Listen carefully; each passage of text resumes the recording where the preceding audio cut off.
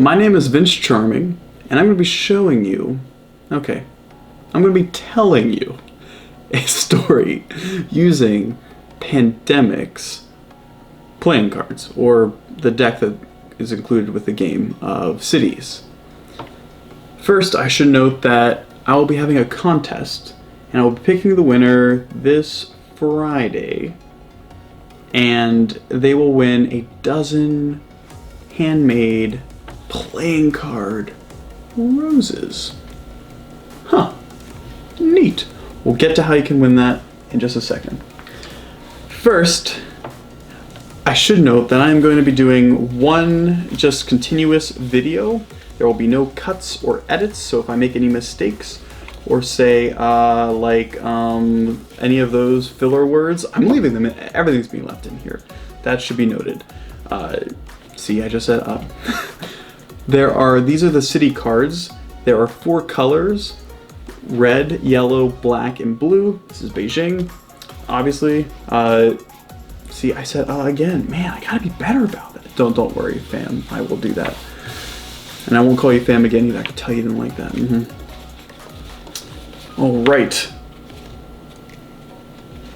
I'm not cutting this out either.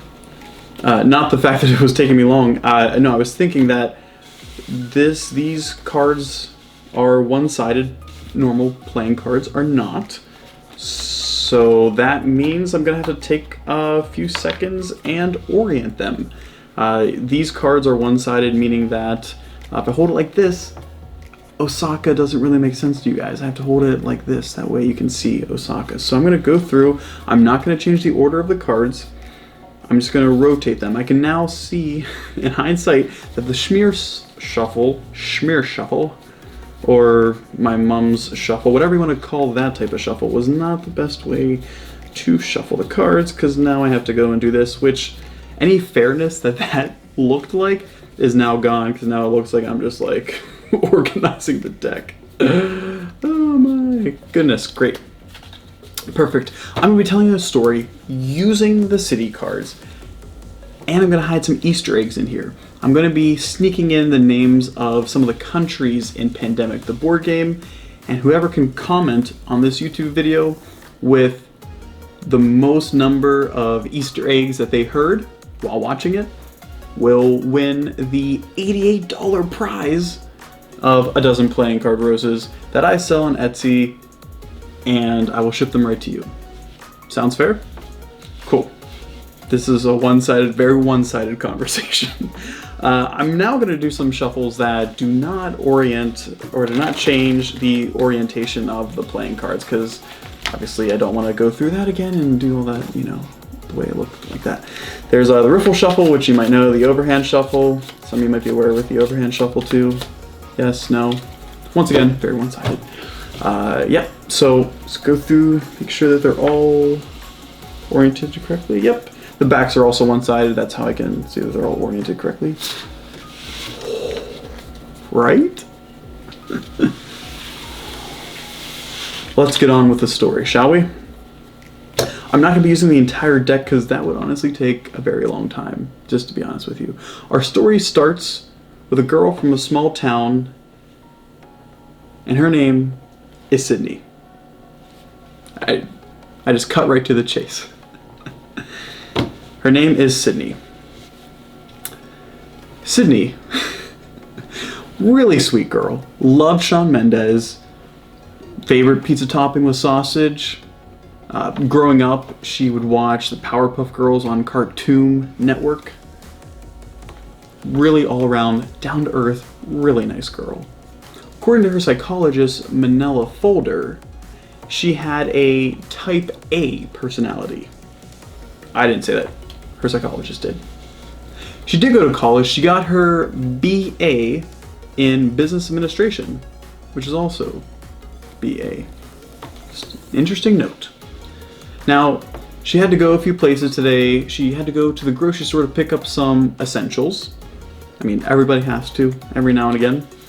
First place she dropped by in the grocery store was the deli. There was this cute boy working there. I mean, she knew he was working there. She had gone there before. She's kind of nervous, like sheepishly went up to talk to him. She was blushing. Hi. That's what she said. He just said, hey, super monotone voice, you know, just like, can I help you, you know, and ended up getting some meats and cheese. She said, could you bag that for me? He said, yep. He had no idea that she was into him. He just didn't. She also saw some grab and go meats. This was this one called Instant Bowl. Very strange. I guess there's like instant everything nowadays. Interestingly enough, it was not ground beef. It was turkey. She had to go down the breakfast aisle to pick up, she wanted to try these new York peppermint flavored Pop-Tarts, which actually sounds pretty good. Let me know in the comments if you think New York, or sorry, York peppermint flavored patty flavored Pop-Tarts would be good. I think they'd be freaking delicious. She also had to go down the snacks aisle to pick up some Milano cookies for her roommate, Latasha, or LaRonda. No, it wasn't LaRonda. I don't remember her roommate's name. Anyways, it started with an L-A. So she picked them up. As she was leaving the aisle, she almost hit this lady's cart with her cart. I think it was because her cart was so quiet. It was like a ninja cart. And she said, UK? And the lady just, you know, sighed and kept on walking. She was glad she, like, you know, she almost got into, like, a wreck, you know, like, glad she, not like a car wreck, but, like, man, it would have been really funny if someone was, like, videotaping that. Man, it could have gotten, like, a TikTok, yo. I like that one. I don't care. TikTok, that's a good one right there. So right then, she got a phone call from her mom. She was like, hey, I can't talk right now. I'm sorry. I'm really stressed out. I have a lot on my mind, a lot to do, running around. And she goes, I gotta go, Mom, bye. It was borderline rude to hang up like that.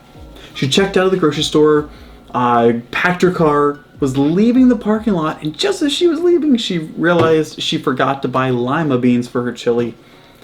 So she couldn't go back, unfortunately, because she had to get to this appointment with, yeah, she had a couple things to get to. She had to run some more errands. I think the appointment I was trying to think of was actually for her bad back. She had a bad back that she had been fighting for a few years, I know, but she had to go to the chiropractor. If I'm saying that right, chiropractor. Is this thing on? I think that's hilarious, chiropractor. Oh man. So she gets in, she sees the receptionist. The receptionist's name is Amy. I promise that's relevant. So Sydney goes up and she sees her name tag. She goes, Amy? That's my cat's name. I love my Amy. So of course Sydney pulls out her phone, starts showing her pictures of her cat. There was this one picture of Amy, the cat, wearing these really tiny, these pair of shoes that were just super tiny. It was adorable.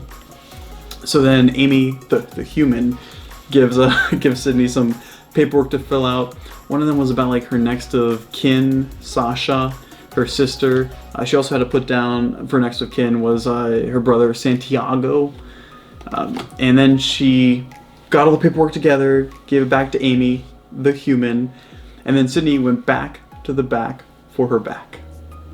And that's just the story of a small town girl named Sydney, who thought with her head, believed with her soul, and loved with her heart. Thanks guys for watching so much. Sydney would like you to like and subscribe. I'm just saying. She would. See you next time. Have a good one.